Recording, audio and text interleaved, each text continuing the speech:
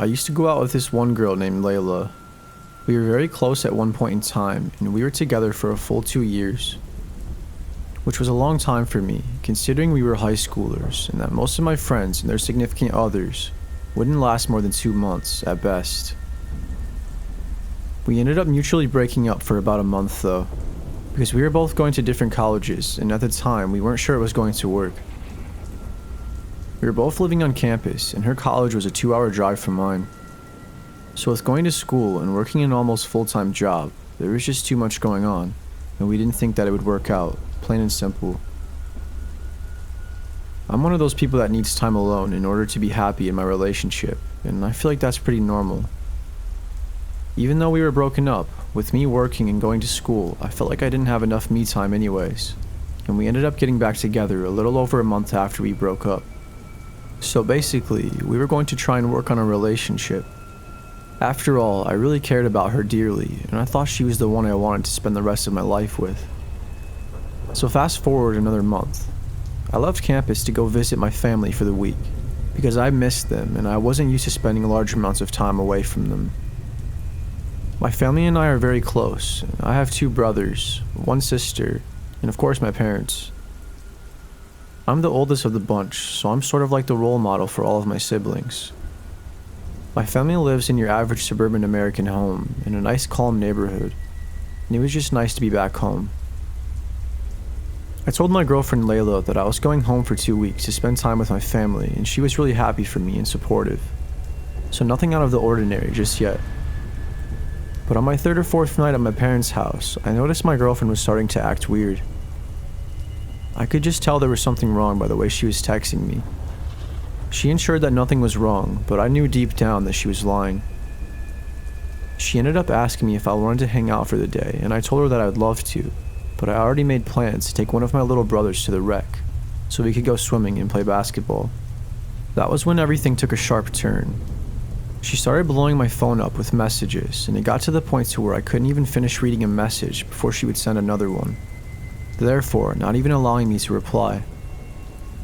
So I just decided to turn my phone on silent and go on about my day. I figured she was just having a moment and she would calm down soon, but I was wrong. I looked at my phone about an hour later, and I kid you not, there were literally over 100 messages and 20 plus missed phone calls, and I had like 5 voicemails. I was completely blown away from this, as this was completely out of character for her, and not something that she would usually do. She was having a complete mental breakdown for no reason. She told me she was going to commit suicide, and she accused me of cheating. I mean, the accusations were endless, along with all the messages. Like, some of these individual texts had like 3 or 4 paragraphs each. It was insane. I didn't even read them all because there were that many messages. I texted her back, and I kept it brief. I just told her she was overreacting, and I denied all the accusations because they weren't true at all. Anyways, when my brother and I got home from the rec, I went to my bathroom in my bedroom so I could shower. When I got out, Layla was sitting on my bed with her arms crossed. I legit thought I was dreaming for a second, so I rubbed my eyes to make sure that she was really there. My parents let her in the house because they didn't have the slightest clue about what was going on, as I didn't think to tell them. Plus, I didn't think that Layla would actually legit show up to my house. I broke up with her right then and there, and I told her that she needed to leave. Then she threatened to tell my parents that I was physically abusive to her if I didn't sit down and talk with her, which was not true at all, and it was a very horrible thing to lie about. She was being very manipulative, but I wasn't falling for it, and I knew my parents wouldn't believe her, especially after I showed them the messages she had been sending me. So she showed up to my house, against my will, and was trying to gaslight and manipulate me into talking to her. It got to the point where I just had enough, and I had to have my dad get her out of my room and get her out of the house. My dad literally had to yell at her to get her to leave because he was arguing with her for over 5 minutes about her leaving. It was the most embarrassing thing that I've ever been through. As soon as she left, I blocked her on everything I could think of, and I haven't spoke to her since, nor have I seen her since. I found out that she got with my best friend a week after we broke up, and I feel like it was an attempt to hurt me or to get my attention. Either way, I turned a blind eye to the whole situation. As much as it really did make me upset, I wasn't going to give in and give her that gratification.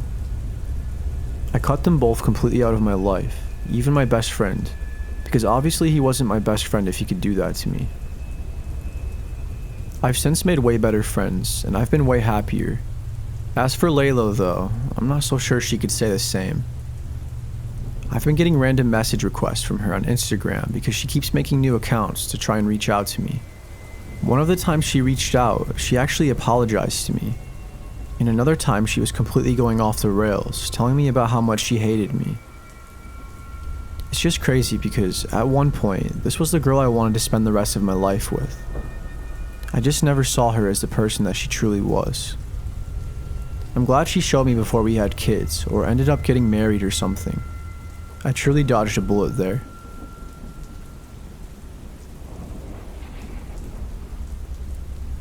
I was in a very unhealthy and toxic relationship with my ex-girlfriend for a year and a half, almost 3 years ago. Yeah, we've been separated for about 3 years now, so here's my story. I met her on Tinder, and I'm just going to call her Emma for the sake of this story. I was 18 at the time, and she was 26.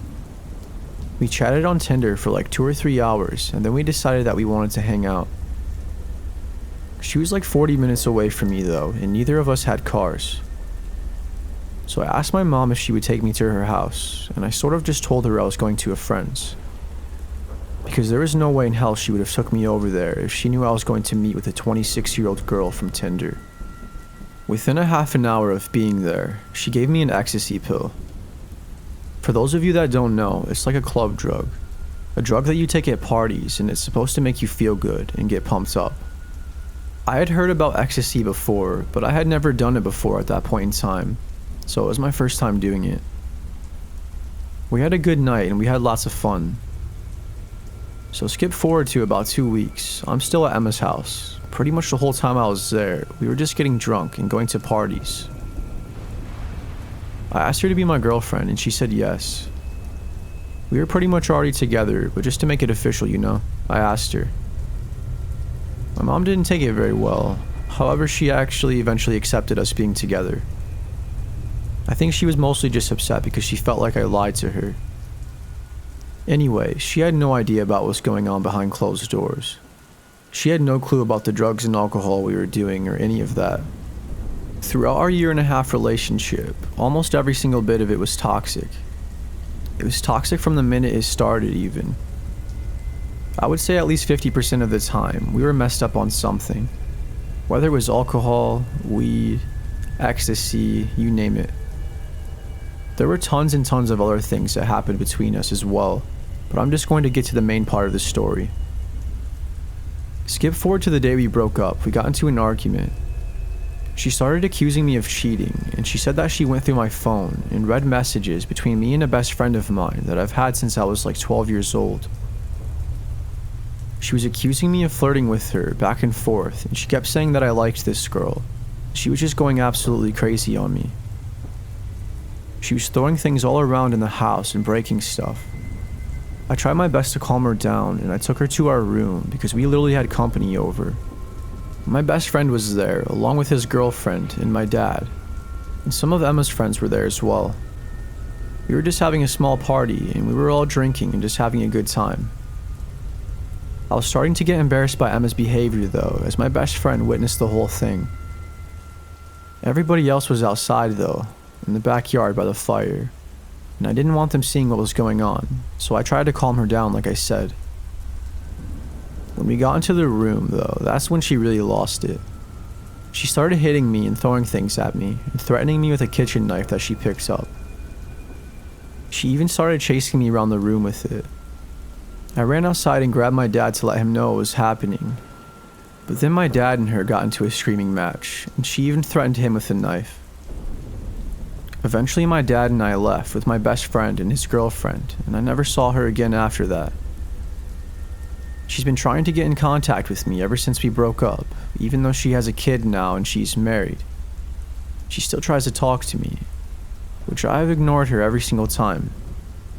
I was a very depressed kid who got taken advantage of. I never touched a drug a day in my life before I met Emma. But as soon as I met her, she threw drugs in my face and took advantage of me by preying on my emotional trauma and my immaturity to the world. I had literally just turned 18 years old, 2 weeks before I met her, and she turned 27 3 months after we met. She was practically 9 years older than me, which was most definitely a red flag in itself right there. Something that always stuck with me though was when I first met her, the first thing she said to me was that I was never going to see my family again. Maybe it was just a harmless joke, but thinking back on it now, given the circumstances of everything, I started to piece it all together. It's like she was planning this. She was seducing me with drugs and just purely taking advantage of me. I've been completely sober since the day we broke up, with the occasional drink or two with the boys at the bar, but that's it. I have a new girlfriend now, and we are in a very healthy relationship.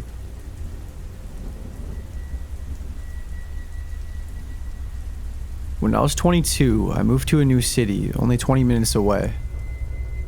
I was pretty familiar with the area, but I didn't know anyone there. I moved because it was closer to my new job and to where I was going to start school very soon. I picked up this new part-time job being a bartender at a nearby local bar in town, which was literally only half a mile from my apartment. It was actually a good job, and I liked it there for the most part.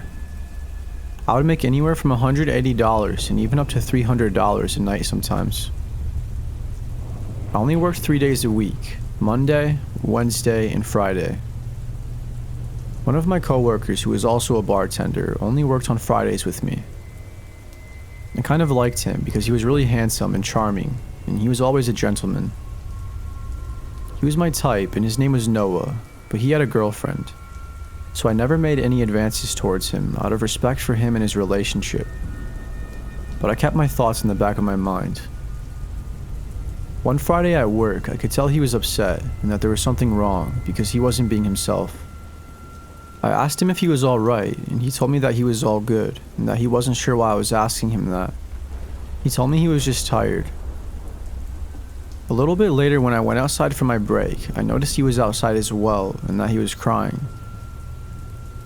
I asked him if he wanted to talk about it, and he ended up confiding in me. He told me that he was having a hard time and that he just found out recently that his girlfriend cheated on him. I gave him my condolences, and I asked him if he wanted to hang out after work in case he needed a friend to talk to. In turn, which he pleasantly accepted. He came over and we got drunk and had a good time.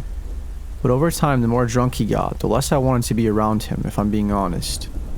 He kind of started acting hostile and passive-aggressive, but I let it go because I knew that he was really upset about his girlfriend. And then he ended up leaving shortly after we had our adult time in the bedroom. He came over almost every night after that, and at that point we were pretty much together, like in a relationship. At least I felt that way anyways. But our little relationship only lasted like 2 weeks because the last time he came over, I saw a whole different side of him. At first, everything was normal and we were having a good time like usual. He came over to my apartment and we went for a late night walk in the trails, and we went swinging at the park nearby. I literally don't even remember what triggered our argument, but we both got really heated and he ended up hitting me and choking me until I passed out. And he left me in the trails where we were walking.